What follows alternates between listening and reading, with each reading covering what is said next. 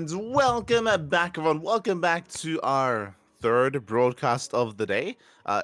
We've had a lot of StarCraft today, but that's how our weekends go. Welcome back to the World Team League, WTL 2023 Winter Code S Round 6, day number 2. I'm, of course, host Light VIP, and with me, I'm joined by the lovely people in the chat, by the plushies, and, of course, by Kuro handling the production as well, as we have a day chock full of StarCraft. And up first, we have a best of 7. We have a team league match between Team Liquid and Mystery Gaming. And not gonna lie, the tone feels so different. The tone feels so different with this chill music. Like a couple of weeks ago, it was like, like some more like hype, like upbeat, like OST going on, and now it's hard to it's hard to hype it up. It's hard. We'll do our best. We'll do our best to fight against the chill. Yeah, we do have our matches here before you. We're going to be starting things off with SKillous versus SHIN. Oh, that's better. This is what I wanted, Bobby. This is what I wanted. All right, SKillous versus SHIN is up first, followed by Elazer versus Strange and Clem versus Bunny to end the best of 7 with a TVT. So, oh boy, quite an amount of matches here, and this is going to be an interesting one. Like, Mystery Gaming, I feel like they have been underperforming a little bit this season. They have yet to win a series despite having high caliber players like SHIN, despite having players like Bunny. They have been struggling. They've gotten close. They have gotten close, but they've been struggling to take a series. Can they do it here and now against one of the stronger teams, against Team Liquid? I hope so. I hope that we can get a more back and forth, and I hope that Mystery Gaming can find their groove here in this winter season of WTL. I hope so anyway. Not up to me though, up to the players. We have a ZVP to begin with on Golden Aura. My oh my, we have casted a lot of ZVP on Golden Aura. I'm still a little bit scarred from yesterday. For those of you that were not here yesterday, I recommend checking out the VODs for a 2-hour-long best of 2 on this map between Cyril and Estrella. But here we go. In the top left, we have SKillous for Team Liquid. And in the bottom right-hand corner, we have SHIN from Mystery Gaming, aka Ragnarok. I still miss saying Ragnarok. I like the word. I like saying Ragnarok, and I still miss it, but, SHIN will have to make do here. Big shout out to the sponsors as well of WTL, Doyu, Honkai Star, Taido, and Autoful as well. Yeah, without these lovely sponsors, this would not be a thing. Shout out to Honkai Star, not just for being a gacha game, but also for their OST, because I'm sure a lot of people, they were jamming out in the chat earlier, listening to the music. I believe that is Honkai Star music. They've already got their fingers in. They've already got you hooked, Papi. So they got you. I got you. Be careful. Be careful. But also a big shout out. As we are getting into this, and so far, standard opener, SHIN is forced to take the unnatural. Natural here against SKillous. Is going to be going for a hatch gas pool overall, so relatively standard economic opener. Likewise, SKillous is going for a gain expand into a cybercore, just being a little bit annoying with this probe, just being a little bit pesky, trying to force some inefficient mining here out of Ragnarok. So far, hasn't been able to though. Ragnarok has been able to keep up with the drone drilling, with the drone micro, and yeah, so far nothing too crazy yet. Not yet.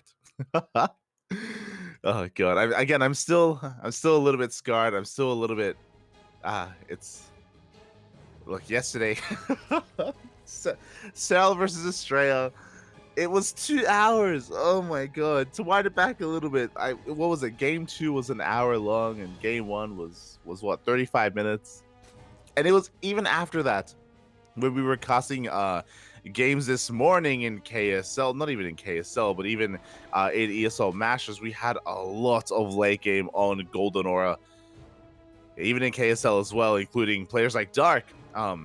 Yeah, it just seems to be one of those maps. It seems to be a very easy map to split in half, to cut through the center, and to contain and to turtle as well. So hopefully we get something a little bit different. I want to believe we will. I want to believe we can, just because, of course, SHIN is a much more aggressive player. He can play late game, don't get me wrong, but he doesn't like it. He doesn't like it. He's one to be a lot more assertive instead. For now, we're just going to be joining up. It is going to be a Stargate opener. We have our Stargate as our tech of choice here for SKillous. Should be for an Oracle first, but we have options to go into a Void Ray or even a Phoenix as well. So we'll keep our eyes on SKillous for how he decides to open up and clear out the map, if at all. Ooh, as he's being quite annoying here with that pylon block. Now, for those wondering, this pylon block is designed to buy time for the Adept. The Adept is making his way across the map. A couple of probes are under threat. Good control out of SKillous. He does pull back just in time. The probes so far are surviving, and the Adept will make it in time. Does get a kill on the drone and will delay this third base. Ooh, very nicely done by SKillous. Again, it's something that you don't get to do too often, but if you can ever get that pylon up and running, you can get a second pylon as well. And oh my god, 2 probes go down. Aye. 2 workers did go down to those lings, and that does reciprocate some of the damage. And again, this has been a big delay, though, on the third base. The pylon finished, actually, and we still do not have... Oh, we still don't have that third base. Observer just pointing out that actually the previous pylon wasn't cancelled, so we already killed one, and we're about to kill a second pylon. So this is actually quite a costly trade out of SKillous. The cancels would have been preferred in that situation. So a bit of a give and take here. You can see here 400 minerals lost because of the pros, because of the Adept, because of the pylon. But the third base has been delayed. So again, that give and take is real. Link's going for a big counterattack. We do not have a wall behind this. Okay. Pylon is thrown down. The Adept will survive and SKillous will hold. And we have our first Oracle moving across the map. Second Oracle is on the way behind this as well. No Voiders for the time being. The Oracle is zoned away from the main base, heading towards the natural instead, where we have good drone control.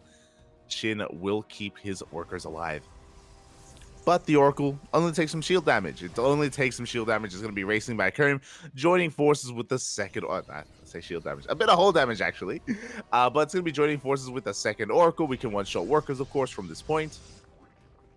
We can wreak havoc in these bases. It's going to be on SHIN to keep up with the movement of his opponent. We have a Spore in the main. We have a Spore here at the natural base as well. I was just pointing out that, of course, we have some delayed gas mining, but not the biggest of deals as it does get back up and running. And we have our transition. We have a Twilight Council and a Forge. Looks to be +1 and Blink. Could be Charge. That is another option, of course. But pretty standard play here at SKillous, which is kind of what I expect from him. I say kind of just because I know that SKillous can be more of a unique player, a unique Protoss player in his own right, sometimes going his own way, taking his own path, but everything for the time being looks very standard here at SKillous. Nothing too fancy, nothing too crazy. Behind this, the tech has been scouted, the Forge alongside the Twilight Council, so SHIN, he knows he is safe to drone and take a 4th base. 4th is on the way, droning well underway here, and yeah, we're just settling into Golden Aura, really. Like, there's no signs of early game aggression, just harassment for now. And here we go, the Oracles are sharking around. They're actually diving for that 4th base. Oh my god, one of those Oracles taking a lot of hits already, and we shouldn't be able to get a kill. We shouldn't be able to get a cancel on this hatchery. It's going to be close, though. The Queens are waddling on in, but we may just force the cancel. And it looks like it will be cancelled, not killed, but that is a big delay once again on the bases here of SHIN. Massive delay on that 4th base. Behind this, Aspire is thrown down. So I appreciate that SHIN is kind of taking a different route. Does catch those Adepts. Oh my god. Okay, so we have Aspire and a Hydra Den on the way, actually.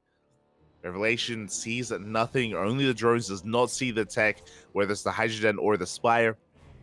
Really interesting choice. We do have a +1 range on the way. So this tells us that SHIN, he is planning on making mutas, maybe only like 7 to 8 mutas, just for map control, just to clean up and deal with some of the economy, and then transition into Ling Hydra from there. Maybe even hoping to force an overreaction. Meanwhile, once again, SKillous is here, and it will be losing an Oracle. Oh my god, playing with fire does lose an Oracle in the main base, but he's looking to force a cancel on that 5th, and he will barely not. 5th base will survive with barely any HP. It looks like we may have caught wind of that Spire. Phoenixes are on the way, Blink Stalkers as well.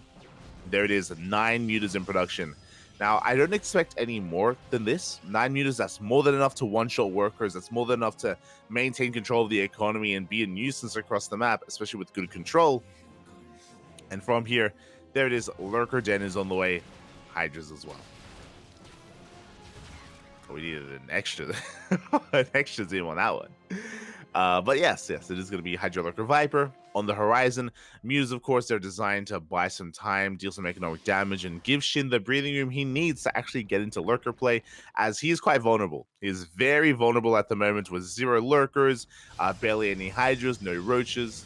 If SKillous were to move out now, Shin would be in a lot of trouble, as we've been banking up those Phoenixes. And speaking of being in trouble, these Mutas, they have done nothing so far. They go into the main base, they get stopped by these Phoenixes, and yes, so far this is a big investment that has not paid off. Now, thankfully, Shin has kept all of his Mutas alive, so we can go in for a bit of a secondary assault in the second wave, as we are sharking around, looking to find a way in potentially to the third base. So far, we haven't found much of anything. We're at least containing SKillous here to his 3-base economy. Lunkers are on the way. Lair Tech Lunkers, at that you do love to see it. Hive is in production, but for now, we have to deal with what we have, and those Lair Tech Lunkers going to be putting in a lot of work here, trying to hold on against the eventual Colossus push. What's interesting about the build of SKillous is that he only went for a single Robo. He has a Bay, yes, and he's making Colossi, but he's making one at a time. So with that excess resources, he's going to be going into a Templar Archives, working towards Archons, and eventually Storm. Oh, nice Ling run by here, denying the 4th base. Very nicely done. I also have to imagine that we couldn't really afford a second Robo just because of all the Phoenixes that we made as well. Like, that was a big investment. So as a result, SKillous' ground army isn't as great and isn't as powerful as it otherwise would be. It is still lacking. Because that SKillous is stuck at home. We're making a second Colossus. We got Charge on the way, +2 about to kick in. But there's no way for him to really threaten Shin, and that means that he is getting away with all these Lurkers, and so far I believe it hasn't been scouted. Oh! Stasis Trap is going to be going off. 4th base should be saved. That Colossus getting in a lot of hits, a lot of swipes on those Lings. And again, I'm really concerned. We haven't scouted yet. Now, because we haven't seen the Lurkers, we aren't reacting to them, and there's no transition to Sky Toss, there's no Disruptors, no Immortals. At the moment, SKillous' army is subpar against Hydro Lurker Viper. We're still lacking. SKillous still needs to piece together what exactly is going on. Catching a couple of workers. Again, still not seeing those Lurkers. Catching workers, not seeing... my brain just paused for a moment there. But yeah, he's still in the dark. Still in the dark as to what exactly is going on, and Shin is maxed. Shin is maxed out at this point. He's getting ready to move out across the map with what he has. I'm not too sure if he has too many Vipers with his army. Yeah, we need to throw away these Mutas. They have served their purpose. Here we go. Mutas into the main base. The Lurkers pushing towards that third as well. Look at how vulnerable these Colossus are. Yeah, they're being zoned away, and this 5th base from SKillous is going to go down. Nice revelation here on these Lurkers. They are Lair Tech, of course. I believe they do not have range. Oh my god, but they're still within range of the Colossus. One Colossi does go down. We're actually able to trade decently well against the Lurkers, but regardless, the 5th base is going to fall. And there it is, finally. 2 more Stargates and a Fleet Beacon. But this is a late tech switch. This is a late reaction from SKillous. See Shin just slowly pushing him forward. Still maxed out. We have a Spire, a greater Spire on the way as well. And this is getting out of control. That base is taking a lot of hits. Nexus is getting lower, though. We have to push in. There's no other way about it, but alas, there's just too many Lurkers to push into. And we have to commit one way or another. We have to push forward. Hydras, they try to hold the line. The Zealots go down. The Archons as well. And it's just too much DPS. Pushing into a wall of Lurkers, never something you want to do. And SKillous loses almost his entire army. 2 Colossi and 4 Stalkers remain. And we still have more Lunkers. And the Hive upgrades have finished up. We do have some Tempest in production, but again, Tempest, they take a long time to produce. They have a pretty long or pretty high rate of fire as well, short rate of fire even. It'll take them a long time to actually work through all of this. And here we go, Shin just pushing on forward, getting on top of the base. The Nexus will go down. SKillous knocked down to 3 bases. And we want the Colossus. We get them. Both Colossi go down to the Hydras. And who needs Vipers? Oh, well, we do. As 2 Vipers are made, GG gets called, and Shin will take game number 1. Even laughing to himself a little bit towards the end there, but yeah, really well done here out of Shin. When it comes to SKillous, if we want to be a little bit critical, SKillous, he was unable to scout. He was unable to realize what was going on. Remember, he did not start his fleet beacon and his stargates until there were already lurkers in his face. There were already lurkers pushing in across the map at his 4th base. That's when he threw down the tech, and again, it just shows us that he was woefully underprepared. He had no idea what Shin was doing. He was maybe assuming there were additional mutas on the way, maybe assuming that we were kind of taking in a different direction. Again, SKillous just was not ready for it. GG, well played, and yeah, with that, congratulations to Shin. Shin's Ragnarok? Yes, Shin is Ragnarok.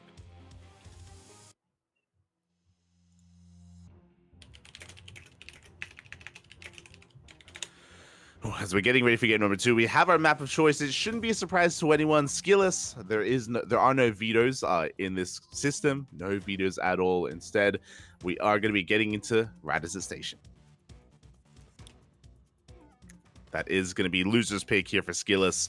And if we have I mean, again, like the idea here being to try to turtle on up, minimize losses, and get into the late game. We'll see if SKillous can pull it off. We'll see if Shin can stop him. As spawning in the top right-hand corner of Radisson Station, we have a Team Liquid SKillous. And in the bottom left-hand corner, we have his opponent for Mystery Gaming. It is Shin. Yeah, the ace player of Mystery Gaming. A world-class player at that. And he's going to be looking to, again, start off with a lead here for his series. This is also why Mystery Gaming have been struggling a little bit. Shin has been underperforming in a lot of these weeks, in a lot of these WTL matches. We expect Shin to come in with a strong 2-0, and if that doesn't happen, then it doesn't bode well for the rest of his team. He has to be there to kind of take charge and allow the rest of his team to follow suit as well. And it's been a bit of a struggle, but Shin looking damn good there in that first game, looking very comfortable as well. Again, completely unscattered. SKillous was not ready at all there for those lurkers. And now we're getting into our next game. And now that we're loading into Radisson Station, again, one of the big features of this map is that you do have a pocket base. You get a very well-fortified 3-base setup, and even a well-fortified 4-base setup at that. So you can be quite greedy, quite defensive, and very tech-heavy on a map like Radisson Station. And I expect SKillous to take full advantage of that. I'm curious if we're going to try to go for a different turn and just switch gears. We have seen a couple of Protoss players attempt to try to go against the grain and go for all-ins themselves or some crazy hidden tech. It's a risky thing to do, and I'm not too sure if SKillous is one to take that risk. Likewise, the pressure is going to be on Shin, as Shin is going to be going into a pretty fast 3rd base from here. A very fast 3rd base from Shin. It was a hatch gas pool into a fast 3rd. Queens are on the way, but we are cutting lings here, just droning on up. So a bit of a greedier opener here out of Shin. And again, you do need to cut corners. You do need to be greedy as possible on Radisson Station, just to get that early lead. We can already see SKillous going to start mining through those mineral patches in the back line. And if I'm not mistaken, I believe that is a full wall off at the ramp. I believe there isn't enough room for, or maybe there is enough room for a unit. I know the Adepts are going to be spawning on the other side of the wall. Of course, Shin is a Diva enjoyer. And oh my, okay, Shin, you have my attention. That is Overlord speed. Interesting. Okay, so typically Overlord speed this early on would signify something along the lines of, an all-in. But we haven't taken additional gases. We actually, I believe we don't even have link speed. I think this was, I could be mistaken, but I think this was Overlord speed first. And I think it's just to scout. I think it's just to get eyes on what SKillous is doing. We have been seeing a lot of fast pneumatized carapace on this map just to scout. The reason for this is because something like a fleet beacon rush is quite common. Like, we can go in a lot of different directions tech-wise as a Protoss. So a lot of Zerg players have been trying to keep up with that. by rushing into Overlord speed and getting that scout off. Meanwhile, we have confirmation. Yep, we did get Overlord speed before Link speed. And that could be a bit of a tell as to how SHIN wants to approach this game. As in, they may want to just go straight into Roaches or straight into Hydras. Saving that gas. Meanwhile, Overlord is diving into the main. Looks to be. Yeah, just patrolling over that Stargate. Just making sure we're aware of what we're working with as an Oracle is on the way. So again, really interesting tech path here for SHIN. Just very scout heavy. Very macro oriented. Not very aggressive at all. Again, lane speed just now starting. Yeah, as we can see, it's a full wall off at this natural. And the Lings is slowly working on it as well. The Oracle forced to turn back around, forced to activate its Pulsar Beam. Because these are slow Lings, they will all be chased down for the most part. And Shinny confirms the timing of the of the Nexus. Oh, and we even have a Forge alongside a Twilight Council on the way as well. Pretty standard tech path. Interesting. Okay. So the tech path here isn't really too out of the norm. SKillous, he isn't rushing into Sky Toss, which is something that we would typically see. He isn't going into a robo-heavy style either. As the Oracles come in, they can one-shot workers. 5 drones go down. Oh my god. 5 drones go down. Big amount of damage dealt here by SKillous. There it is, Robo now on the way. We've got +1 and Blink. Phoenix is going to shut down those Overlords, make it that much more difficult to scout. I believe that is the first Robo in production, so interesting choice here from SKillous. That is a pretty large gateway explosion, though. I'm curious if he's going to be taking his gases or not at the third base. I believe this is 8 gates in total. Yes, it is going to be 8 gates. So this looks like a 3-base all-in. I'm curious. There we go. A gas has been taken. If we didn't take the gases, then I would assume that it was just straight up a +1 blink all in here from SKillous. But we're getting some mixed signals. We're taking up a little bit further. There it is. There's the War Prism on the way.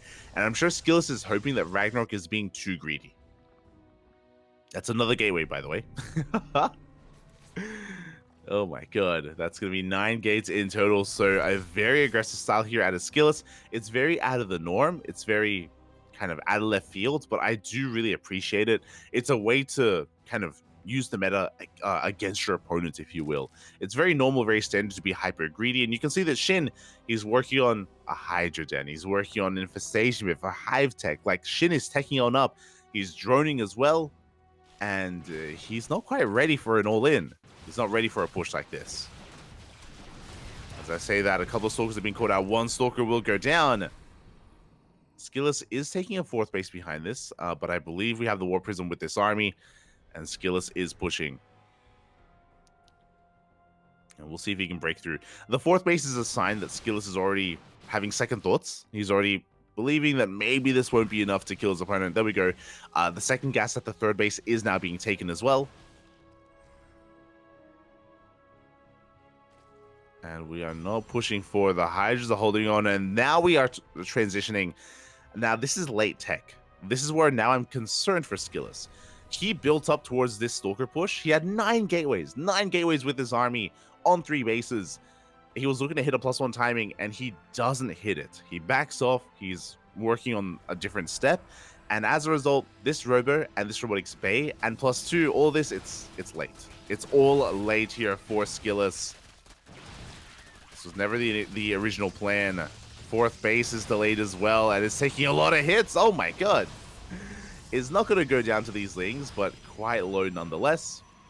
And now I have to give SHIN the edge. Now I have to say that SHIN, he defended, he got away with his 4 bases, he got away with his Infestation Pit, and now we have a Hive on the way. Hive and a Lurker Den. SKillous is in a bit of trouble. SKillous is in a bit of trouble at this point. He is getting into double Colossus production, but again, this is something that he could have already had, to be honest. He could have already had 2 and then working on his 3rd and 4th Colossus. He's working on a big power spike moment once he gets 4 Colossi out, but by the time he does, the Hive is going to be done, and Lurkers are already going to be out. Now, it looks like there was a hallucination or an Oracle scout into the main, and SKillous, he has identified the Hydrogen, so he should be aware of the eventual lurkers coming out. Likewise, SHIN has also been able to scout across the map as well. Has already been able to confirm what he himself is going to be facing. I do think we need to prioritize those Vipers, though. I know that last game SHIN got away without them, but I feel like they're going to be crucial here going up against double robo production. That's the difference. In game 1, it was only a single robo. Here in game 2, double robo. These lurkers are on the way. Likewise, Skill's going to be pushing out. SHIN taking the gold. Working through those minerals, through those rocks. Expanding in the center of the map. SHIN has to be very confident to be called out. Some of the lurkers are going to fall here. 2 of them go down here to the stalkers. Very nice movement out of SKillous, and SHIN gets caught off guard. Did not see the army. Didn't know where it was. A rough start for SHIN. He is about to max out, but half his army is out on the map. And he's going for a doom drop into the natural, or into the pocket base. Let's go. Doom drop into the third. Meanwhile, the lurkers are back at home to defend.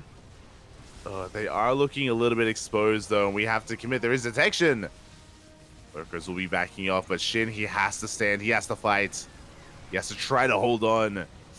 But we dive on top of the lurkers. It just isn't enough to protect them. At the same time, a massive ling drop into the third base is going to be annihilating that mineral line. Look at the stalkers. They go down to the lurkers, but only one lurker survives. And SKillous has to keep on pushing. At this point, he's losing his economy. He has to commit. And SHIN is down to one lurker. I say that he's got a second lurker here on the front lines.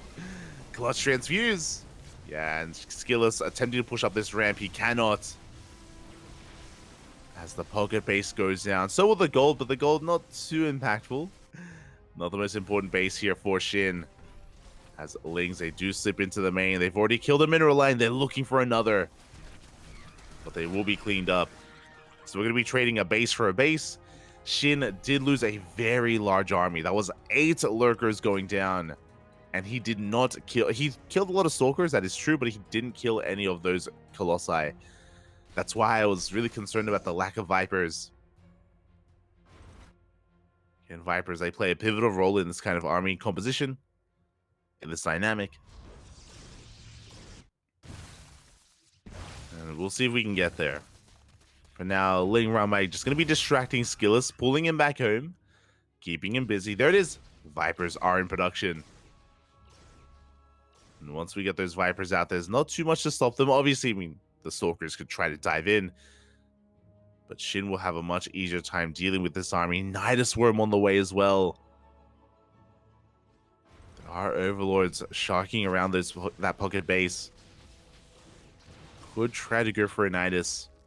Until then, though, SKillous is stabilizing. He is stabilizing, he's recovering, recouping his losses, probing up. And I believe he's up to 4 Colossi. Doesn't have any Disruptors yet. That's what I'm a little bit concerned by. No Disruptors, no Storm. Archons and Colossi are the only splash damage that we have available. I could be mistaken. There's one High Templar that we may have Storm available. I didn't see it being researching earlier, but I may have missed it. May have missed it. But I'm not too sure if we have any because, yeah, every time we morph in High Templar, we're just morphing them into Archons. Yeah, we're not really saving any with energy. Here we go. SKillous once again looking to push towards that goal base. SHIN in position. Has been spotted. Here we go. SKillous, we're going to collapse on this army, and I don't think we can fight without the Vipers. And here we go. We are pushing towards that gold. The Hydras are going down already. SHIN caught out of position. Vipers are pushing on forward, and I may just be too late. Decent blinding clouds. We do yoink in one of the Colossus. Oh my god, the spines are going ham. But only 2 lurkers do survive. That was an expensive loss here from SHIN. Losing a base and another 9 lurkers and 3 Vipers. Every Viper just went down. A good trade for SKillous. He only lost 1 Colossus when it comes to the high-tech units. Archons as well, but we can afford to lose Archons. That's fine. SKillous, he has quite a threatening army, pulling the boys here to deal with this knight, just recalling back home even. Big reaction. Nidus will go down. No, one of the lurkers comes out, but there's no detection. Oh my god. Lurker's going to be wreaking havoc in the main. And cannon is on the way. And SKillous can't quite push in, so SHIN, he's actually going to be able to harass. He sends a couple of lurkers here and there into the main towards the 5th base. Looking to get a lot of economic damage done. Meanwhile, SKillous, he's had enough. You can see his army movement. He's just pushing through the center. We have 1 Viper. We had 3, but again, they all went down in the last fight. 1 Viper left here for SHIN. He has to make it count. And here we go. We're pushing on forward. The Viper is not here. It's not ready. The lurkers once again are exposed, and so many of them are going down to these Archons, or with the reinforcements coming, we do get on top of the Colossus. Where's the buffer? Where's the support? It's still such a close fight. SKillous barely pushing through. The Viper now coming in, but it may just be too little too late. It just wasn't ready, did not have the energy. Oh, we get 1 yoink. And the Colossus does not go down. No shot. It survives for now, but here we go. We come in with reinforcements, with Lings, with Hydras to take down 2 Colossi. We want the last one. There's 1 left. 1 Colossus left. It looks like it will go down. Big pickoffs here for SHIN. And that is what he needed. For the last, 3 big fights, those 3 Colossus, they've been living throughout all of them. And finally they go down, and that is a big blow to SKillous. These are units that he has been preserving the entire game, and now they are no more. And now SHIN is going to have a much easier time defending against this ground toss army. Lunkers, they're going to be so dominant in these fights. Charge Dog's going to be pushing on forward. Going to try to engage, but the wall of lurkers has been rebuilt. Oh, do we get a Zealot drop into the natural? Do we have detection available? It looks like we do. We do have that observer. Drones are going down, but Zealots will eventually be hunted down by these Hydras. SKill's going to be rotating over towards top left. That is 5 observers. 5 observers with the main army. Ay, ay, ay. Blinding clouds are thrown down. The Immortals, they go down instantly. And yeah, SKillous, he's just ramming himself against a brick wall. Without those Colossus, without the splash damage, he just cannot break through. You can see him shaking his head there on cam. SKillous, he's not feeling good about this. He has lost his momentum, lost his opportunity. Did not attempt to go into Sky Toss. He's been fighting against these lurkers the entire game, and to be fair, he was doing well. He was almost breaking through, but he was so persistent when it came to not throwing down a flea beacon and not getting into Sky Toss. He had plenty of time, plenty of opportunity. He made the choice to just commit to ground toss instead, and he wasn't looking too bad. To be fair, like I don't want to harp on him too much, because he was trading well for a long time there, but he could only do so for so long. Each of those fights was just on a knife's edge. And again, you lose your Colossi, you lose everything else. And here we go, we're pushing on in. Archon's gonna, they just cannot engage, not into all these lurkers. The lunkers, Bappy, there's too much. We're just zoning SKillous away from his own natural base. And more lurkers gonna be engaging. Oh my god, and the ground army just gets annihilated. And there's almost nothing left. GG gets called, and SHIN will take the series 2-0, taking down SKillous. SHIN looking happy there, and this is a SHIN that I haven't seen in a while. I mentioned before, but it does feel like he's been underperforming in WTL, and he's been taking a lot of losses in World Team League. It's good to see him coming back here. Good to see him coming into his own, and yeah, with that, GG, well played. Mystery Gaming, they do start off with a bang, with a win, but can they keep it up? Because SHIN, of course, he's the ace player. He is the favorite player in Mystery Gaming, and he's expected to come out strong. But what about the rest of the team? Up next, Elazer versus Strange. Oh boy. Elazer, of course, being one of the best Zerg players in Europe. He's definitely up there alongside, your Raynor and your Serral. I would probably say that Elazer is top three Zerg. I think I would rate him slightly above Lambo.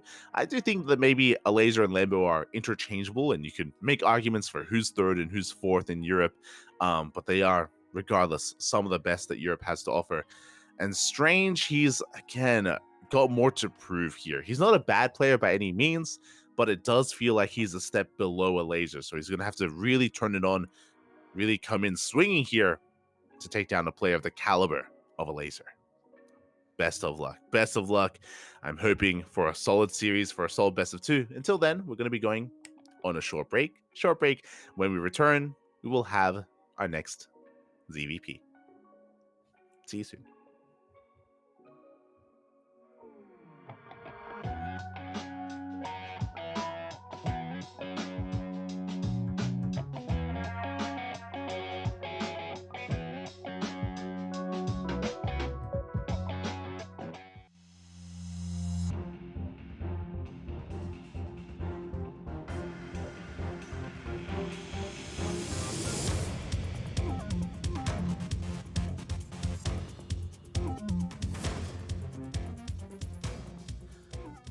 And welcome back again. Short break.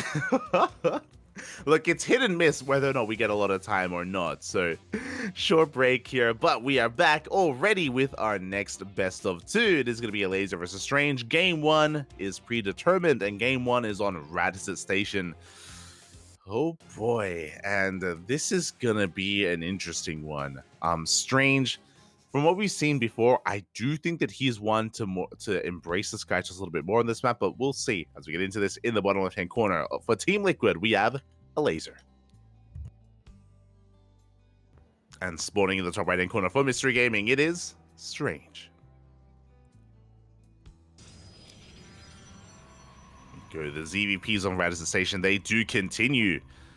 And yeah, it's just a really interesting thing that we saw in that last game. SKillous, after identifying and being fully aware of the Lurker, the Hydra Lurker Viper composition of his opponent, SKillous, he was just, again, refusing to transition, refusing to tech up, whether it's getting into Disruptors and a second Robo, or, I mean, he had 2 Robos, whether it's getting into Disruptors or Storm, or, again, working towards Skytoss. SKillous, he wanted to break his opponent then and there, and again, he wasn't doing too badly. Like, he was initially trading well. He was killing a lot of Lurkers. It was crazy. So many Lunkers were going down, but it was still like rough trades for SKillous. He wasn't trading for free or anything like that. He was losing a lot of units every time he engaged, and yeah, it just wasn't enough to break his opponent. I do hope that Strange takes a different approach. I do hope that he is more willing to embrace the late game if we head in that direction, and I'm sure we will. Elazer, when it comes to the rest of the European Zerg players, I feel like Elazer is the one that's the most willing to be insanely greedy and, yeah, embrace that kind of 80 worker hive tech late game here on Radisson Station. We'll see. We'll see if that's the case. For now, Hatch Gas Pool. Hatch Gas Pool out of our Zerg player. Standard opener. Likewise, Strange going for a gate expand into Cybercore. Are you saying it'll be a strange one? I'm saying that I hope it isn't a strange one. I feel like the SKillous series was more strange than not. I'm hoping that Strange is willing to embrace, the standard, the late game, the Skytoss. We'll see. We'll see if that's going to be the case. For now, Stargate opener, as to be expected. Stargate first. This should be for an Oracle. We'll see if Strange mixes it up and goes for a Void Ray first. Both are viable in their own ways. Probe is going to get shut down. And we'll see how many corners we cut. We'll see how greedy we become. Again, going to be a Stargate first for the time being. And we should be seeing Strange working towards that pocket base, mining through those minerals. By this point, we already saw that SKillous would have already been working on those mineral patches, so we can throw down the Nexus. That is something that Strange hasn't quite started on, not yet. And it is not going to be a Void Ray first. It's not going to be an Oracle first. it is going to be a Phoenix. Okay, interesting. Phoenix has a similar role to the Void Ray, where you can shut down these overlords and, of course, deny scouting information, deny vision. As the observer just pointed out, we still haven't started working on the third, which is odd. It is odd that we haven't started working on that base. We have a second Phoenix on the way. I'm curious if we're going to be throwing down a second Stargate and going mass Phoenix. This is a pretty big investment, and Phoenixes, they have a role to play. They're great at not just clearing up overlords, but also they're great at getting economic damage done, at diving into bases and crowd controlling those queens. There it is, third Phoenix on the way as well. Part of me wishes that this was like the Patty Mac opener, and we go Phoenix Glaive Adept, and it's going to be Phoenixes into a Robo, not a Twilight Council. Okay. Well, this is strange. This is a strange one. I must say. Okay, okay, now it's making more sense. We have a Forge on the way. So we're going Mass Phoenix from map control. The purpose of this is to gain map control, to keep Elazer on the back foot, to try to cripple the economy. With this Forge and Robo, this is very tech heavy. Now, I kind of don't like this. I feel like you can do this with a faster third base on Radisson Station. I feel like the way that Strange is playing this out, it feels very... Yeah, it feels like he's not taking advantage of the map itself, just because it's going to take a while for the upgrades and the Robo production to really kick in. And it helps if we do have a fast third. There it is, Immortal Productions commencing. We have a gateway explosion. With these 2 additional gateways on the way, it looks like Strange isn't expanding. I don't think he's going to take a third. Otherwise, we should have seen it by now. We should have seen a third base. Yep, there we go. More gateways. It's a 2-base all-in. 2-base all-in coming out from Strange. Sentries are on the way. This is going to be a very Parting-esque all-in, very Soul Train-esque, with Immortals, Sentries, and +1. Is it going to take too long, though? Because I imagine we're going to be waiting for +1 as well. Spire's being thrown down. Elazer, it looks like he's misreading this. With the Spire tech, it looks like Elazer believes that Strange is going to be getting into Sky Toss. This is huge. I actually really like this. Like Strange, because he's been shutting down all these overlords, Elazer has no idea. Elazer has no idea that there isn't a third base. We have a Spire on the way, now a Roach Warren. The Roach Warren will help. The Roach Warren is very crucial in this situation. 7 drones get picked up. So Elazer, he is making sure he's covering his bases, but the Roach Warren is very delayed. That was what, a 6 or a 540 Roach Warren? It's very late in the end. Corruptors will not help. Lings are trying to scout. They get eyes on... There we go, the sentries. Not the biggest tell. They see 1 sentry. We got a force field? Oh, okay. That's a bigger tell. There we go. Additional sentries have been revealed, and we should be making Roaches. Elazer is piecing this together. And here comes the all-in. 44 probe all-in. Mutas are on the way, and Corruptors as well. I'm concerned. No Roaches. 5 Roaches now in production, but we have a massive ground army, and this is going to be a close hold for Elazer. There we go. It has been scouted. Ling does confirm the all-in coming his way. The Prism has arrived. There is potential with the Mutas to maybe bypass the army and get on top of the War Prism. The Queens are coming forward. More Roaches in production as well. No Ravagers, which means Force Fields are going to be king. There's no way to deal with those Force Fields. 2 Ravagers now being morphed in, but 2 Ravagers, is that going to be enough? We got the Mutas coming from behind. Again, they want that Prism. And they will get it as well. War Prism will go down. No more reinforcements. Big pick off. And Strange, he's banking up resources. He needed that War Prism. He needs those reinforcements. 6 more Stalkers are on the way. Decent force fields. Elazer, he has the gold. He's so greedy. Gold base has been taken. Decent force fields as well. Once again, picking up a couple of Roaches. But we need some urgency here. We need to get on top of the army. Wiles are going to be connecting with the Stalkers. Without reinforcements, this is going to be a tight hold here. Yeah, Stalkers are falling left and right. Nice CC on those Ravagers, but we are running out of steam. Elazer pushes on forward, and he will clean this up. Gets on top of the first Immortal, getting on top of the second as well. And Strange, if only he had that War Prism. I do believe that if he had that Prism, he would be able to break through, but he has lost all of his high-tech units, 10 sentries, 2 Immortals. He did overextend as well, pushing in between the bases. And now Elazer is looking to run away with it. This gold base may be forfeits, but Elazer doesn't need the gold. He's on 70 workers, pumping out roaches, and he may even save the gold base. Oh my god.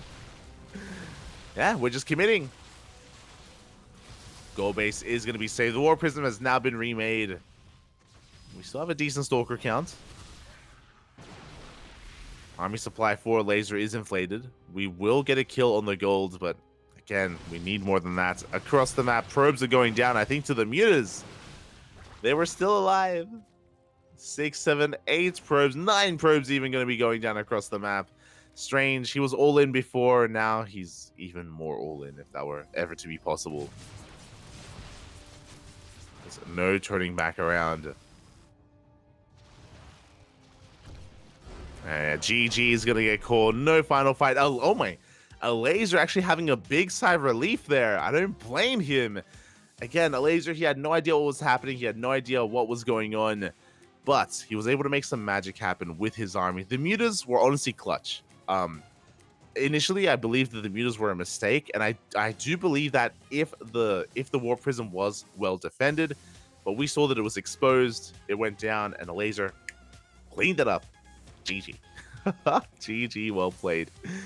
Again, I love the all-in out of Strange. Again, it was unscattered. It did catch Elazer off guard. You can see him smiling there on cams as well. I think he's probably admitting, like saying that he had no idea what was happening, and he probably felt like he was going to die.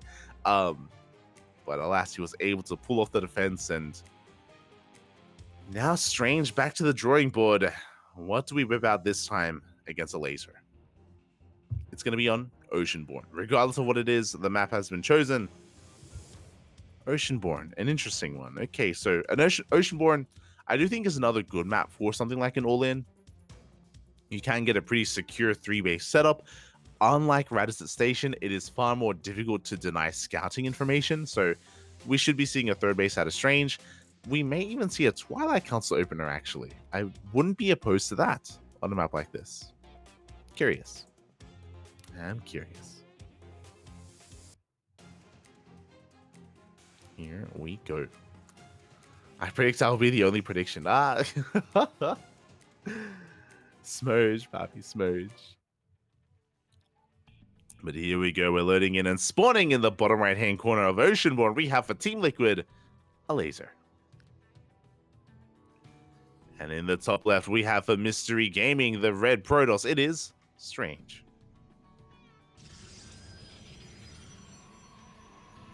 Again, I appreciated the build overall in game number 1, but the execution was where we were lacking a little bit. Again, we were wasting and spending a lot of force fields really early on, force fields that were finite.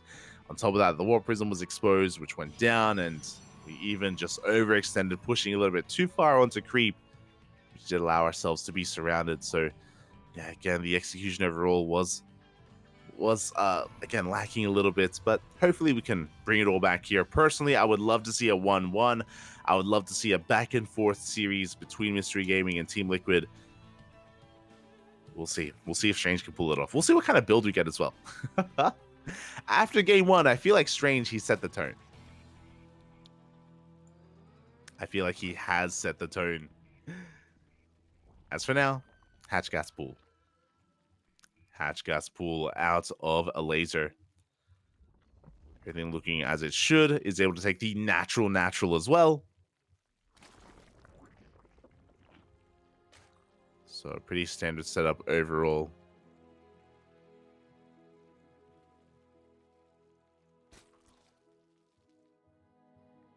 And we're going to be just getting into our game. Nothing crazy in the early game. No proxies, no fast roach warren or bane bust or anything crazy like that. None of the sorts. We don't need that. It's all good. Tis all good. And I was alluding to it earlier. We still have to wait for our tech of choice once the Cybercore finishes, but part of me would love to see something like a Twilight Council opener. But because Elazer was able to take his natural, it won't be as effective as it otherwise would if it was forsake kind of a stranger expansion pattern. But there it is. It is still a Stargate. Now, this time, I can't imagine it's going to be Phoenixes, or if it is, only one, right? You make one Phoenix, you clear up the Overlord, and you make it look like you're going Mass Phoenix again, when really you just shift gears and get into an Oracle, get some economic damage done. I'm curious. There are different ways to play this out. I always love it when if a player cheeses one game, in game number 2, they make it look similar enough to like kind of incept your opponents a little bit and make them a little bit more wary about what's going on, and then you go into something completely different instead. But it is going to be an Oracle first, not a Phoenix. So a much more standard opener at a Strange. He's looking for economic damage instead. Overlord is going to be caught out by this Stalker. Is going to be shut down.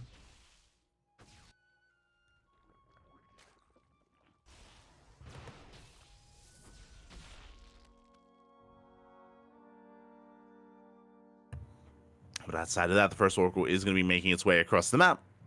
Should be getting into a third base from here. Should be getting into a much better economy. Compared to the previous game, never mind. Before we throw down the third base, that is a Twilight Council and 2 more gateways. This is looking like Glaive Adepts. Oh my. I believe that is 5 gates in total. There's 3 gates on the way, and I think there were already 2 gates at the natural. Okay, never mind. It's going to be 4 gates. 4 gates in total. There's a third base now being thrown down, but the third has been delayed. Delayed in favor of Glaives. And there it is. Glaive Adepts are on the way. Now, this is a very interesting variation. Something that I've only seen Strange do. Actually, I first saw Strange doing it, and I've seen a couple of other Europeans embrace it as well. And this is going to be Glaive Adepts, but without a robo. There's no robo here. We're just warping them in back at home. Oh. Stasis Trap going to be going off, catching a queen. Also, I misspoke completely. I have seen Strange go for Glaive Adepts without a robo, but that's I'm talking about a Twilight Council Glaive Adept opener instead of a follow-up. My mistake. Like, I just woke up. Regardless, we have a Glaive Adept follow-up. We do have Lings already going to be punishing this third base, and the Adepts are going to have to reveal themselves. Ay. Adepts are going to shave off a lot of those things already. They do protect the base, but the Adepts have revealed themselves. Roach Warren is on the way. It is a late Roach Warren, but it is going to be on the way nonetheless. Lings are racing back home. We'll see if we can keep up with the Adepts. The goal here for Strange is to get economic damage done to transition after this. We have a Forge and a Robo on the way for +1. Soon to be Blink. Queens are under heavy fire. 1 queen goes down. Lings are being completely shut down as well, but we haven't dealt any economic damage, not yet. But now we finally are. The first drone has fallen. A lot of lost mining time. And Strange is going to be able to maintain control of the natural. Doesn't quite commit to the shade into the main. As we do get a little bit of latency there. But overall, the Adepts, they again are forcing a little less mine time here at the natural base. Ling's going to be coming in to eventually clean this up, and we're not killing too many drones. Oh, as again, I think we're still experiencing some latency issues. No. So for those wondering, we're casting from the clean feed, and the clean feed is struggling. No, not like this. Oh. I recommend maybe refreshing as we're getting a bit. Oh, so we go.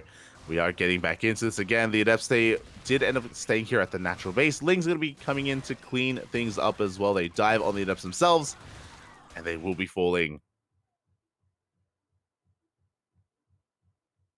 Oof. But yeah, the clean feed is indeed struggling, and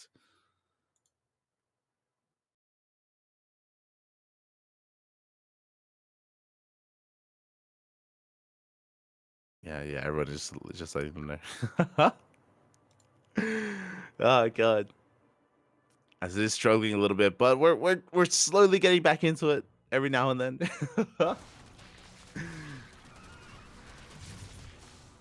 As yeah, the left stage do get cleaned up.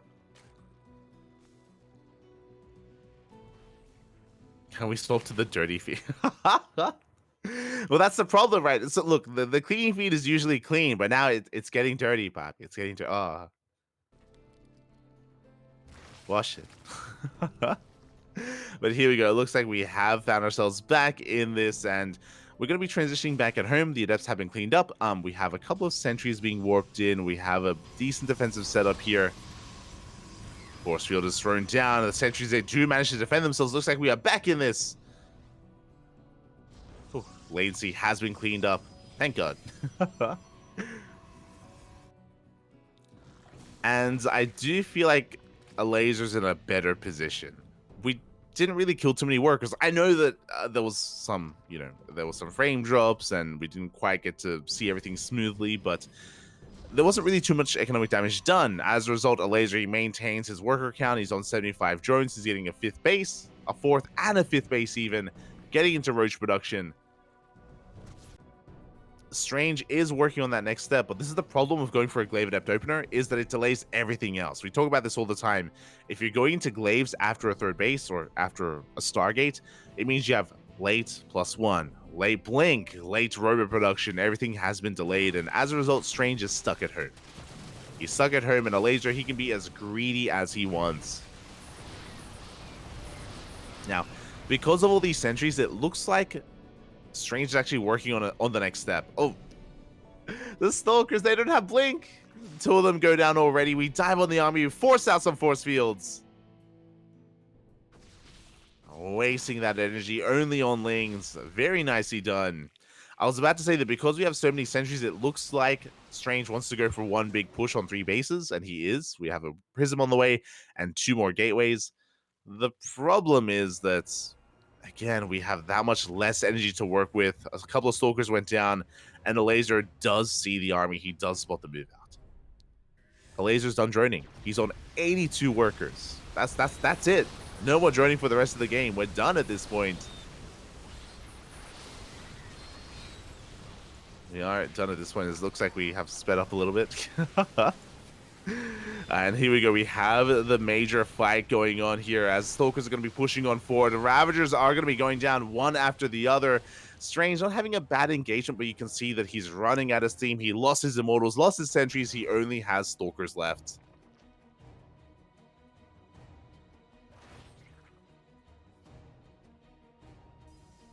Oh, so we've actually jumped up ahead again. Oh, I'll catch up. So again, in what was just missed on the stream, we did have a bit of a skirmish back and forth, but because Strange lost so much momentum, he actually did have to turn back around. He lost his sentries, lost his immortals, and he has to retreat. Meanwhile, Elazer is maxing out. He is getting to the point where he is, again, at that ideal worker count. He's just building up his forces, getting to that 200 army supply. Hive is done, Adrenal is on the way, and Strange is now transitioning. But because he was so committed earlier, once again, this transition is late. As you can see on the production tab, we have a second robo, a Bay on the way. We're trying to work towards Colossus and Disruptors, but it's too late. It's too late at this point. Elazer is looking to push, and Strange is still working on a mid-game army. Yeah, it's going to be a cancel in the 4th base. You do have some sentries, do have some force fields. Oh my. We had some force fields, but they get knocked down immediately. Oh my god, sentries for the Immortal as well, and we're pushing towards the 3rd base. Overcharge is going to be respected. The overcharge pops off, and we will have to back off in the end. So Strange, he's holding onto his 3 bases, but he is running out of money. He's been only on 3 bases for the past 10 minutes. Getting into Disruptors as we speak. 2 Disruptors at a time. Now, is there a world where we can come back? Disruptors, they are the great equalizer. You know, you can be down in supply and still win a fight. That is true. But we're down, what, 70, 60 supply? Oh, that's a lot of army supply, Bobby. That's a lot. Ultra Cavern is done. We dive on top of the Nexus. Oh my god, that's going to be a kill, not a cancel. Nova goes off, does connect with those Ravagers. But the Disruptor is going down. Now with these Lings reinforcing, Elazer can finally get on top of the army. Cleans up the Zealots. Nova, oh my god, a very juicy Purification Nova. We couldn't get any better than that, but it just still goes to show how far behind we are because it still isn't enough. Disruptors are being camped. The production is being camped. Another good Nova goes off, but we push into the third base. We break the army. GG gets called. And Elazer will take the 2-0. GG, well played. Elazer will take a 2-0 here, and with that, he ties it up. He does tie it up for Team Liquid. And we are tied up 2-2. It all comes down to this. It all comes down to a TVT between Clem and Bunny. Oh my. It's gonna be a spicy one. Obviously, Clem is the ace player of Team Liquid. He is gonna be coming in as the heavy favorite. Bunny on the other side, not a bad player in his own right. I do actually believe that Bunny can take it to Clem, but it's not gonna be easy. It's gonna be an uphill battle. Best of luck. We're gonna be going on a short break. When we return, we'll have that TVT. See you soon. Oh, wait, no, never mind. No break. The players are ready, and we're getting into that game. Clem, of course, with a pretty hefty ELO of his own.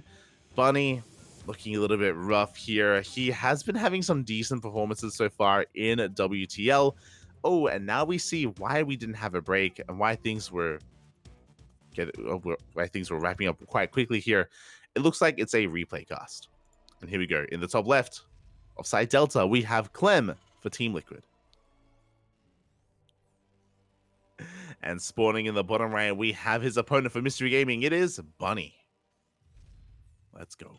For those wondering, if we ever get a game like this, where it takes very little time to actually set up and get into the game, and if there aren't any cameras involved, it's most likely a game that was played earlier. This does occur if one of the players is maybe unavailable. Maybe Clem is playing tonight in ESL Masters Europe, or maybe Bunny is unavailable in the evening. So it looks like they played it out maybe today, maybe yesterday.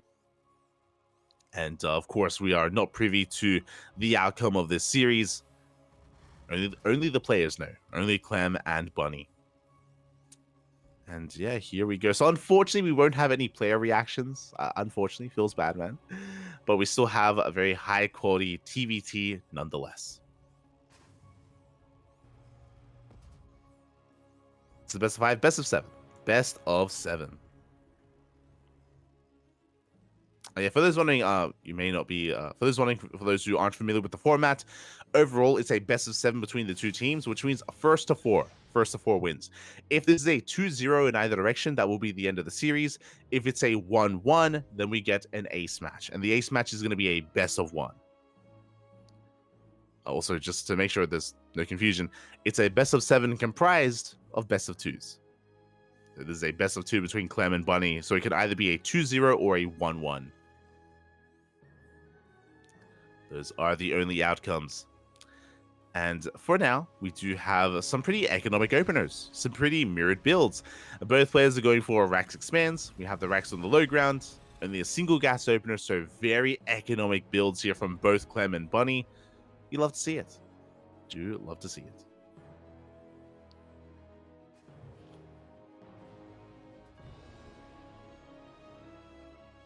Yeah, all good, all good. Thank you, Complete, for clearing it up in the chat. All good. And yeah, from here, again, just very economic openers. The early game is going to be quite chill between both these players. Reaper's going to be staying at home. We don't want to risk losing it and sending it out on the map. And we now have our first kind of diversion point here between our players. Bunny going for a much faster factory into that Cyclone. Okay. To have that cycle production well underway. I believe Bunny actually delayed his CC a little bit in favor of the factory, which is why Clem actually has a faster orbital compared to Bunny. So slight deviation.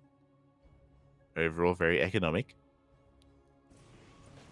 Again, these Cyclone openers are quite commonplace in TVT nowadays. Cyclones are just such a Versatile units in the early game. They can shut down a lot of early game aggression and harassment when it comes to Hellions and Reapers and even Banshees. So they are pretty stock standard at the moment in TVT. And we're only making one, only a single cyclone for either player as we are transitioning. And Bunny is going for a more traditional form of TVT. We have a Raven production and Interference Matrix on the way. Now we have seen in this new patch, oh my god! Never mind. I was going to say in this recent patch, we have seen some players embrace and other players just kind of turn their back on the new Raven and the way that it works with the new upgrade. Clem throws down a very fast third CC. Very greedy, very economic, typically ill-advised to throw one down this early on. We'll see if Clem can get away with it, and we'll see if Bunny can punish him and get a read on what's going on. And we can go one of two ways. Either Bunny recognizes what's going on, he can be aggressive and he can try to take control of the third base location and deny the third being landed and get his own on location instead. Or we could even just commit to a big all-in. Like, this early Interference Matrix is going to be a pretty huge upgrade for Bunny. You can see that Clem hasn't researched his own upgrade, and that's intentional. There is still value to be had in a Raven with auto turrets and with an anti-armor missile. But the reality is that Bunny is going to have a lot more utility with his army. And there we go, he throws down his own third CC far later than that of Clem. So this tells us that Bunny is not going for a 2-base all-in. He has a lot of potential with his forces, with his Ravens. And he may move out, but by no means does he intend to push into the natural and end the game. As there we go, it's going to be Tank Viking from Bunny. Instead of Tank Viking, Clem is going for a more bio-heavy composition. We have additional Raxes. Stim is on the way alongside a +1 attack as well. So a much more mobile composition. Clem from here should not be getting into Viking, should be getting to Medivacs. We get a scan into the main base, does reveal how late the CC is. Clem has to focus, of course, on his defenses back at home. Did see both Raxes, of course. It is Biotank. And Bunny is going to be moving out. I mentioned this before, that Bunny isn't really intending to like be overly aggressive, but he needs to take control of the third base location. Just because of how late his own third is, he needs to make sure that Clem has a hard time expanding and actually making use of his third CC. Stim, it is within range. Oh my god, can we deny? This is going to be huge. The tanks they siege up, they're within range of the production, and Stim is going to be denied just in time. Bearing in mind that Clem, he doubled down on Marine production. He has a massive amount of Marines, and suddenly they're that much weaker. Suddenly they are vanilla Marines without Stim. Ay. Big pig off here from Bunny. As he unsieges, he backs the hell off. And Clem can't use his timing anymore. Bunny actually getting with it. Where's the tanks? Clem out of position. We can take down the bunker. We're not going to be threatening the base itself, but the bunker does go down. Liberator getting within range, and Bunny, he can keep pushing. He can push further in. We can see Clem trying to set up a surround, coming in from behind, but there is no Stim. The boys are being pulled. They have to. Auto turrets are being thrown down. Disables as well. Oh my god. 32 SCVs go down. This is far too much damage, and Bunny is snowballing out of control. GG gets called. Bunny takes game number 1. Oh my god. Clem just... One, it was unfortunate that, of course, his Stim was denied. But two, he was out of position. He wasn't able to keep up with the movements of Bunny. Did not see the rotation coming to his natural. He wasn't ready for it. And just like that, in one swift move. And again, Bunny wasn't all in. Like, he had a third CC on the way. He had the rest of his production, upgrades as well. Like, he was working on the next step. He just saw an opportunity. He went for it. Meanwhile, on the bottom right, Clem for Team Liquid. And spawning in the top left, we have his opponent for Mystery Gaming, Bunny. Let's go. And just like that, if Bunny takes game number 2 here, that's going to be the end of the series, and that is going to be the first win for Mystery Gaming. Meanwhile, Clem, he needs to fight back here and now to force the ace match. Here we go. But again, really decisive play out of Bunny. That's maybe the the most apt way of describing that previous game. Just very decisive play out of Bunny, just seeing opportunities and just pouncing on them immediately. And yeah, Clem, he was just having a hard time at keeping up. Ooh. And getting punished for a much more economic opener. Meanwhile, let's go. Clem is going for a 2-Rax opener. This makes sense. He is up against a Korean Terran player, and because Bunny has a lead, basically Clem believes he's going to be proxied. So if you're curious, a 2-Rax opener like this out of Clem hard counters proxy racks. So he believes that Bunny may be going for a proxy 2-Rax himself, and this is just a secure way to completely shut it down. You can also be a little bit aggressive with this as well, but like that's the purpose of this build from Clem. Just very safe, gives you map control early on. You're going to be able to be aggressive with your own Reapers. SCV Scout is coming in and should get eyes on what Clem is up to. Not quite, as we do wall off. So Bunny's in the dark, and Bunny is going for an economic opener. He went for a Rax expand. So Clem can actually punish him. Clem can punish Bunny here. With these Reapers he can get across the map, he may be able to delay the CC on the low ground. Oh boy.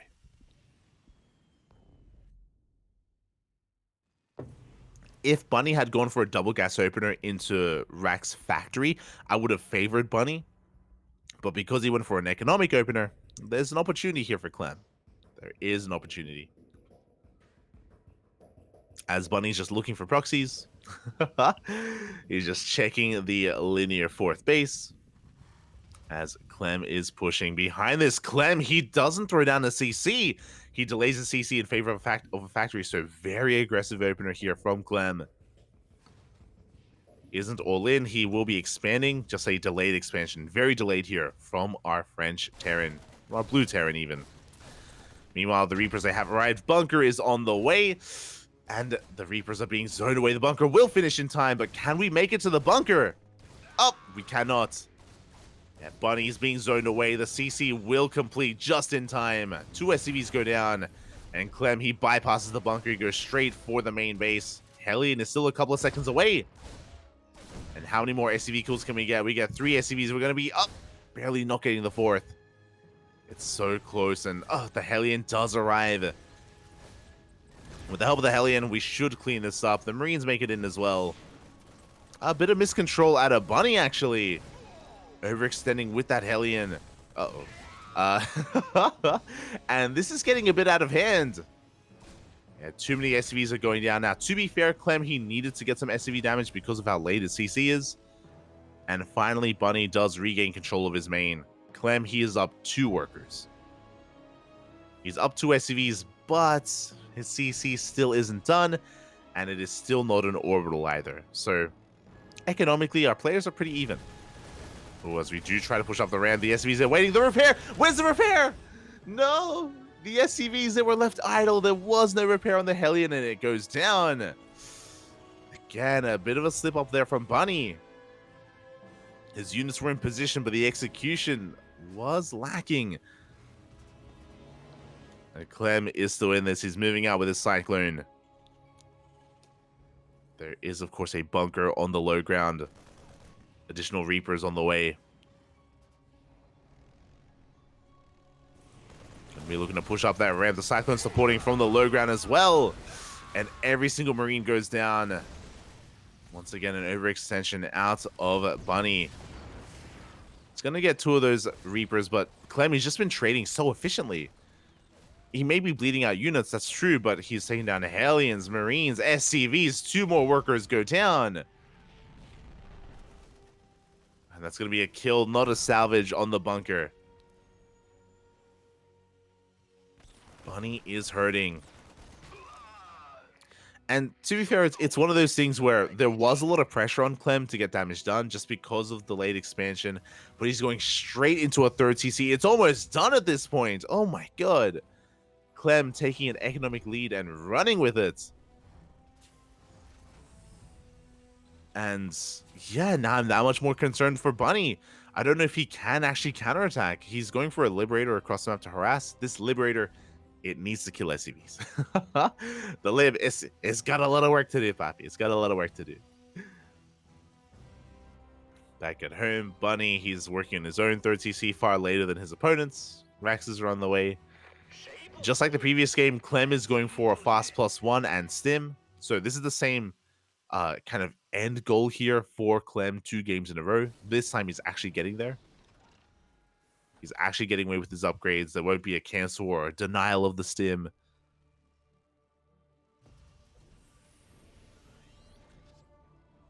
Not this time.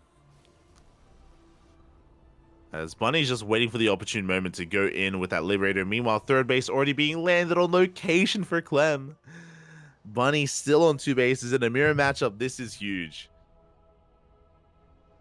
And Bunny doesn't really have an army to punish. He is just strictly behind at this point. Now, of course, there are ways to come back. You know, Liberator, harass, drop play, of course. Outposition your opponents. Scan into the main. It does not see a third CC, which could be a bit of a tell that it's already landed. I would hope that Bunny can piece that together. As Liberator comes in, 3 SCVs going to be going down. Oh my god! 3 workers, no damage done, and we rotate over towards the third base location. We do get eyes on the saturation, and we're going to be able to get another couple of SCVs. 4 workers going down. Not bad, but you can see that it's not enough. Clem is up 10 workers compared to his opponent. Double drop comes in, denies the third base.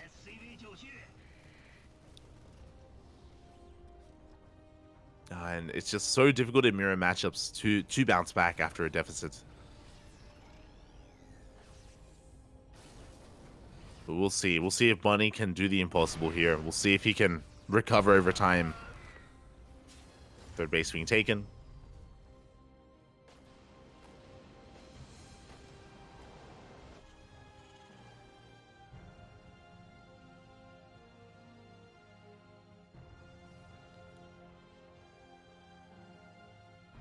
And Clem, he's pushing on forward. He has stim. He has +1. Ahead in those upgrades. We do have quite an abundance of tanks here for Bunny. Can he hold on though? Because 2 tanks are going to be going down.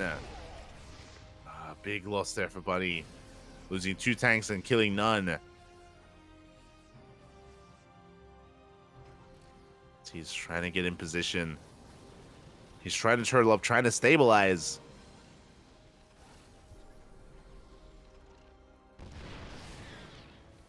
And the tanks, they are within range of the CC. Reinforcements, they're rallying across the map. And with said reinforcements, actually we're going to dive on the tanks. Clem, he does expose himself. There we go, both tanks are going to go down. A pretty strong moment here for Bunny. He does fight back. Again, Clem, he just pulled back, assuming there was going to be a wraparound. He was taken advantage of. But despite that, Clem is working on a 4th CC. 2-2 is on the way. Like, honestly, Clem, he doesn't have to push in. He doesn't have to break this third. He already did well killing 2 tanks. He lost 2 tanks in the process, and yeah, he will retreat. So Bunny's surviving. This is true. He is surviving. But there's still a lot going against him. We need to move out here and now. There is a window before Clem hits. Before Clem gets 2-2. Bunny can push forward. But Clem is setting up back at home. He's got tanks, and we don't see though. Why are we fed away? Big tank volley is going off on the army of Bunny. Oh my god! Taking 3 shots to the face.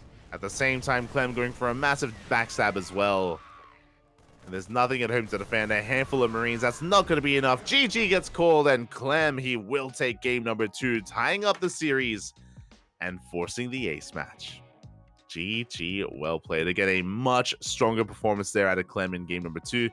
And we saw a lot of missteps. A lot of missteps from Bunny, especially in the early game. Losing a couple of Hellions needlessly. Missing repairs. Some subpar micro with the SCVs.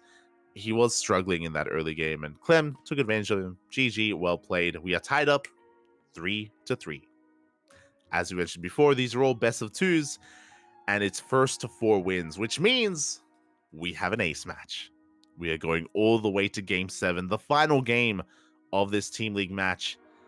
And can we get some predictions in the chat? Who is going to be our ace player? Now, something to bear in mind. Because Clem and Bunny were played via replays, that does mean that one of them is unavailable. Whether it's Bunny or Clem, one of them will not be available here. So from Mystery Gaming, I feel like SHIN makes sense. SHIN does make a lot of sense. I do think that Team Liquid, they're in a lot of trouble if Clem isn't here. If Clem isn't here, they're going to have to rely on SKillous or Elazer, and I'm not liking their chances against SHIN, to be honest. I'm a little bit concerned. Again, if Clem weren't to come out. Ace match prediction: Elazer versus SHIN. Clem versus SHIN. Yeah, again, if Clem is here, he is the clear choice, right? If he is here. But we don't know if he's here. we don't know. We don't know.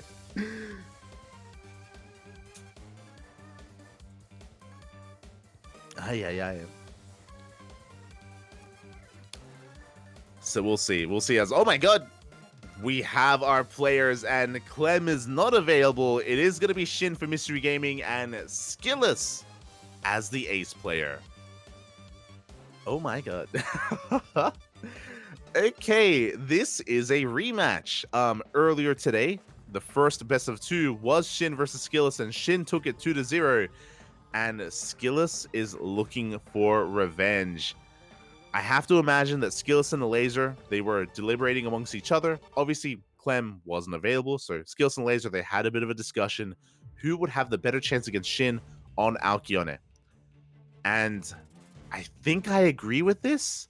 I think. So Alcyone, this map, is very macro-oriented. It is a lot. It's not as easy as Radizet Station, but you can set up on 3 and then 4 bases as a Protoss pretty easily. You know, you can fortify yourself quite well on 4 bases and eventually work towards your 5th. So I think that SKillous does want to go for a more macro-oriented game. A ZVZ on this map can get very chaotic. And here we go in the bottom left-hand corner of Alcyone. We have, for Team Liquid, SKillous. And spawning in the top right-hand corner, we have his opponents for Mystery Gaming. It is SHIN.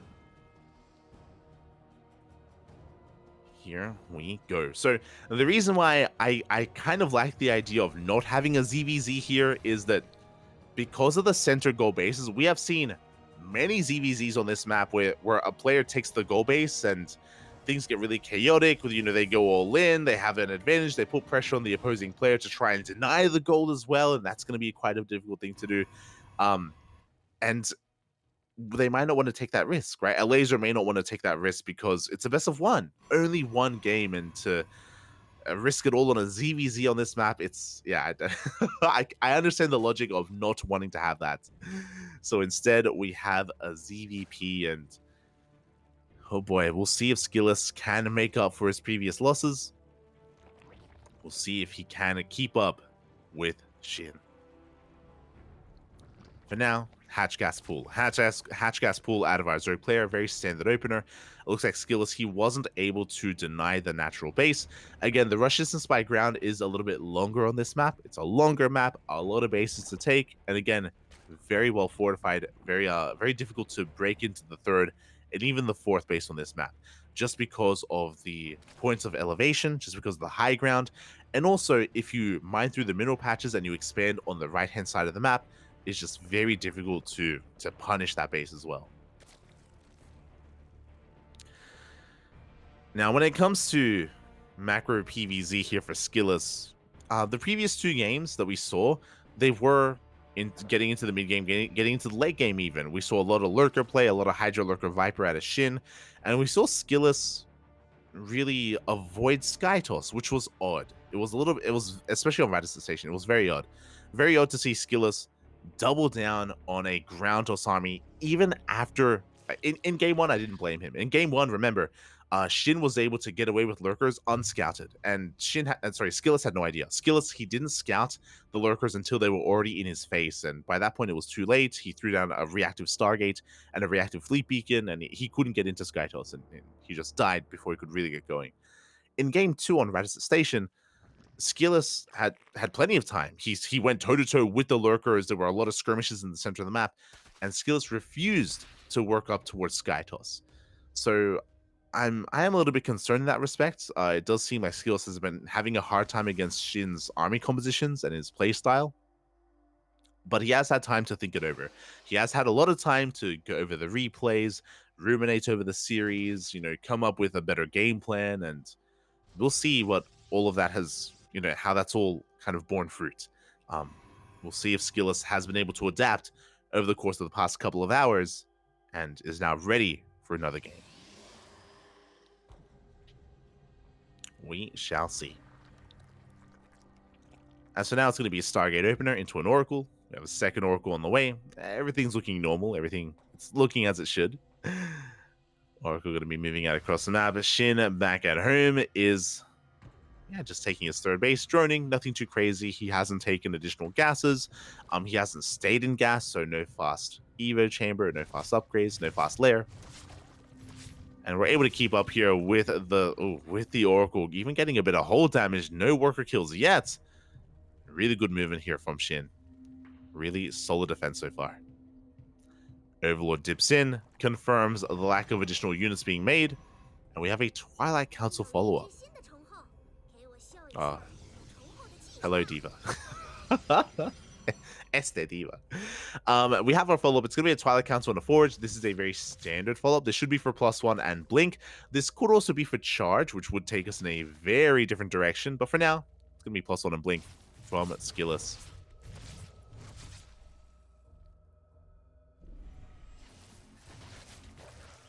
Ooh, and the Oracle comes back in, actually making up for its lack of damage earlier. 5 workers go down.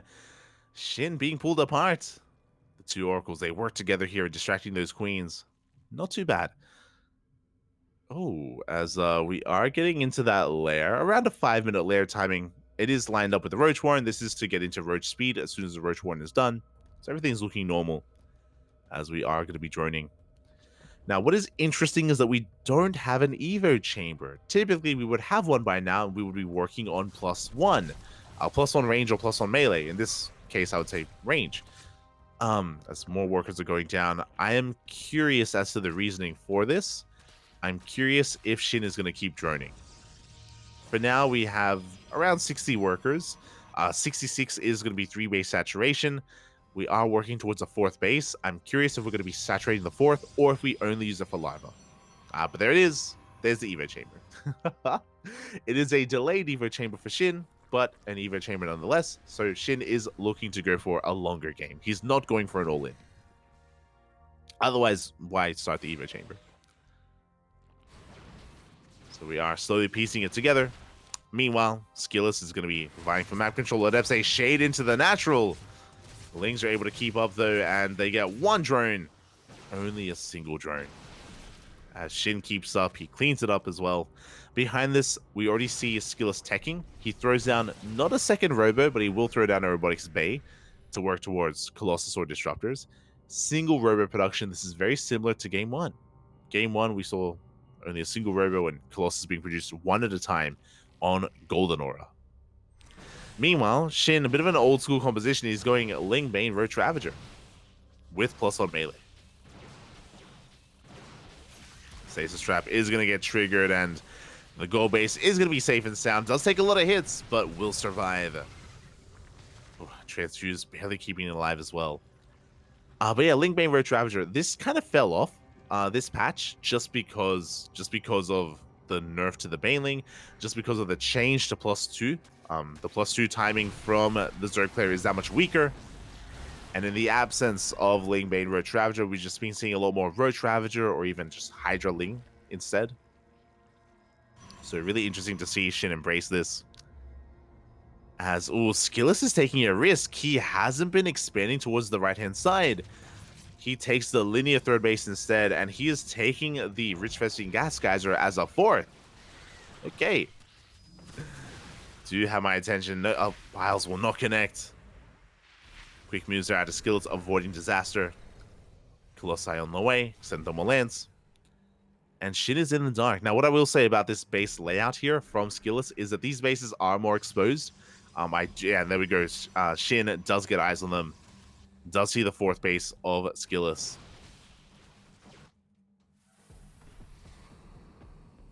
And we'll see if SKillous can get away with that base. Again, very peculiar expansion pattern here from SKillous, as that is an infestation mid on the way. So SHIN, he is not, once again, he's not going to be too committed. He's going to be harassing. Yes, he's poking, prodding, whatever he can. Ooh. Massive blink forward does take down some of the Ravagers. Bathing speed is not done. SHIN has to respect this army. He has to back off. Bleeding out a lot of units before turning back around, going for the Colossus. Good juggling at his SKillous. He will hold on at the same time. Bathing speed kicks in, and we're going straight for the mineral line. No reaction. No. Probes are going to be going down. 13. The entire 20 workers. The entire mineral line does fall. And yeah, again, we were talking about it, but these bases are much more exposed, much more vulnerable. SHIN does take advantage of them. And SKillous's economy is crippled. SHIN, he's already droned up to 80, 84 at this point. We're done droning. We can focus on nothing but army production. And SKillous, likewise, is not turning back. As SHIN, he goes for a big roach run by here. He slips into the natural base. And he will force SKillous to turn back around. Ay, ay, ay. Yeah, drones are going down. Pylons are just being depowered, or gateways are being depowered as pylons fall. We even get roaches into the main, and SKillous is all in. There's no turning back from this. SKillous, one way or another, the game will end. He has to commit. He recalls. Oh my god. A rough moment to recall, because we get back home, we're going to be able to deal with these roaches, but we've already lost 18 probes. We are down to less than half the worker count of the Zerg. Ay, ay, ay. And we're being pulled apart, bearing in mind that recall is now on cooldown, so we're able to harass, hit the fourth base. Shield battery goes down. And SHIN, he gets away with his Hive. Hive is done at this point. I believe we don't have any Vipers, and I don't think... Oh, no, sorry, never mind. We have 2 Vipers on the way. Don't have any yet. We don't have a Lurker Den yet either. We're just embracing Lingbane Roach Ravager into Viper. This is an army that's designed to just swarm your opponent. The rocks haven't been knocked down, so it is going to be a difficult engage for SHIN. He does go for a lean counterattack, getting on that fourth once again. The Vipers will help though. Oh, that is a +1 air armor on the way.